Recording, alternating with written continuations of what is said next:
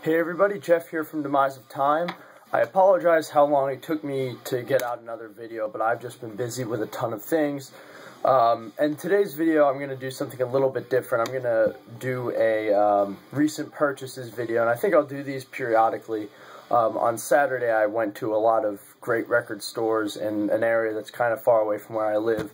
So I got to check out all these places that I don't get to go to frequently, and I got a ton of cool new stuff. Anyway, right now I'm listening to something that most people should know, the first Rage Against the Machine album. I know the music snobs are probably, not happy about that, but I like this quite a lot, and I'll probably get a review up in the fairly near future. But anyway, I'm going to dive right into some of the stuff I got, and most of it is on vinyl, but I also picked up a few CDs, and actually cassettes. I don't collect cassettes, but there were a few really cool things that I figured I'd pick up. So first, I got Giant for a Day by Gentle Giant, and my Gentle Giant collection is now complete. I do have all of their albums, not on vinyl, but I do have all of their things in one shape or another at this point. Soaring Through a Dream by Meola, one of my favorite guitarists. I'm pretty sure this is a live release. Not certain though, might not be. Here's another Meola that I picked up. This one is Scenario. Now, I have not heard any of these Meola records. I like, I love his things that he's done with Return to Forever, and I have some of his other solo material, so I'm really looking forward to listening to this. This cover is terrible. Looks absolutely atrocious, but I got it for 75 cents, I think, and it's a double LP. It's got a bonus LP. I like Utopia's first album, and I like Todd Rundgren, so we'll give it a shot. They say not to judge albums by their covers, but it's really hard not to do it there. I also picked up a lot of Brand X records for $1 each. This is Do They Hurt, which I think Phil Collins is actually still on this one. Not certain though. Yeah, so he's on a few of the tracks here. This one is one of their later releases. So I'm looking forward to hearing this. Another Brand X record, Masks. I have not heard this one yet either, so I'm excited to give that a shot. This one's still in the factory seal, actually. And continuing the Brand X trend, the first Brand X album, Unorthodox Behavior. It has been forever since I listened to this one, but now I have it on vinyl, so I have an excuse to give it another shot. Mother Focus. I see what they did there with the title. This is one of the later Focus albums, I think. I've never actually heard this one, but it's still factory sealed, and I got it for like $4. So, really cool. Looking forward to hearing that. I do like some of Focus's other material, like Hamburger Concerto and things like that.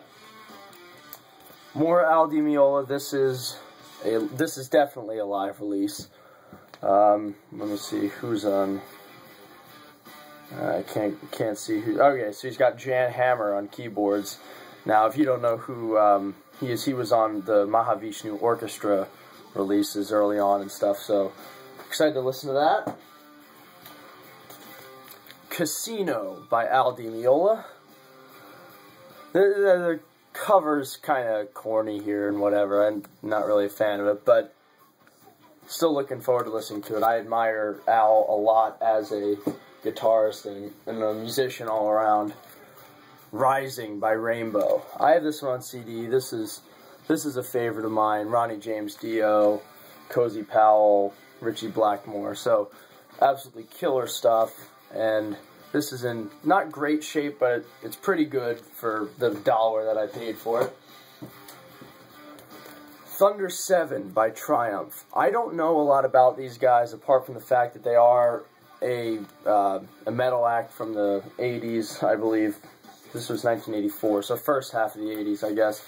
Don't really know much about them, but this cover is really cool, and I only got it for $1, so I figured I'd give it a shot. Tony McAlpine, Maximum Security.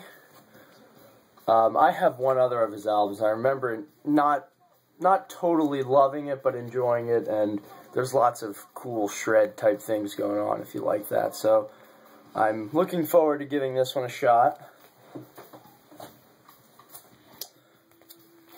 If truth be told, I don't really know why I bought this. Fight for the Rock by Sabotage. I guess I bought it because it was $1, but this is not a good album. I'm a big fan of Sabotage, especially albums like Streets, that one in particular, but this album's just really weak. They tried to go all commercial with it and everything and be like all the other mediocre hair metal bands at the time.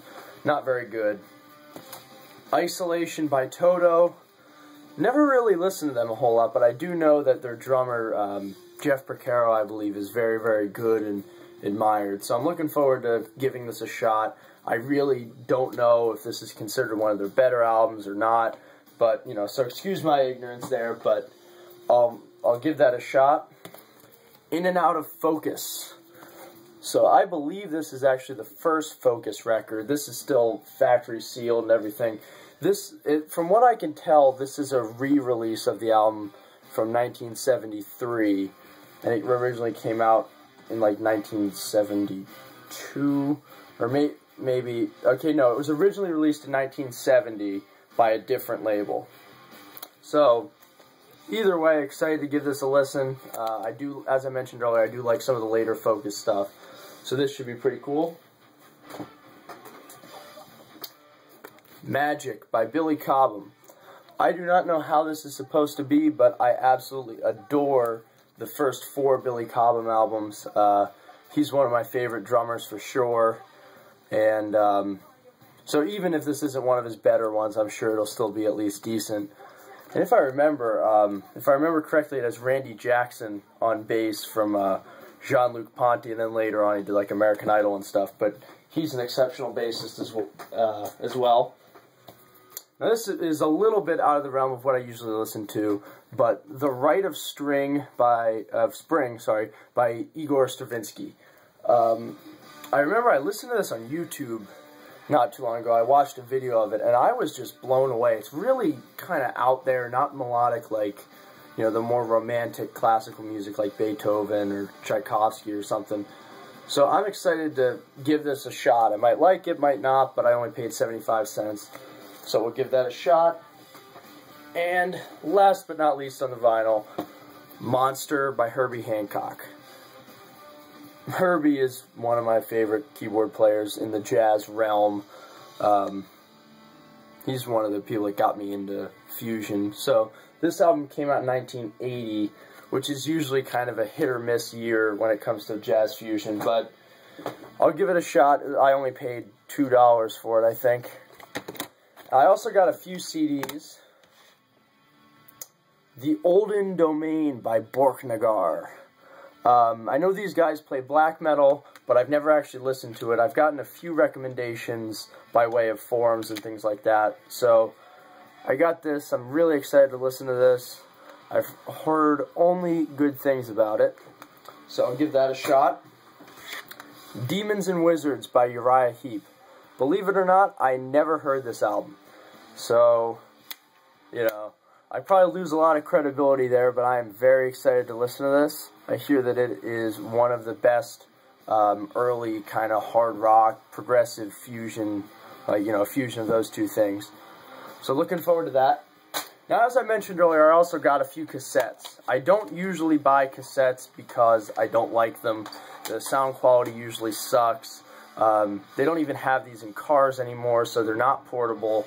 They're just, I don't like them. I don't think they're cool to collect because, you know, the cover's not as large as vinyl or anything like that. So I really don't find much use for them for me. You know, if you like collecting them, that's all good. But as I mentioned, I did pick up a few. And these were just ones that piqued my curiosity, and they were like $1 each, so why the hell not? I paid $1 for all 4 of these. In the Beginning by Genesis. Now, I saw this, and immediately my curiosity was piqued, because this has the same exact track listing as the first Genesis record, From Genesis to Revelation. I don't remember liking that album a whole lot, but this is weird, because it's called something different than it actually is, and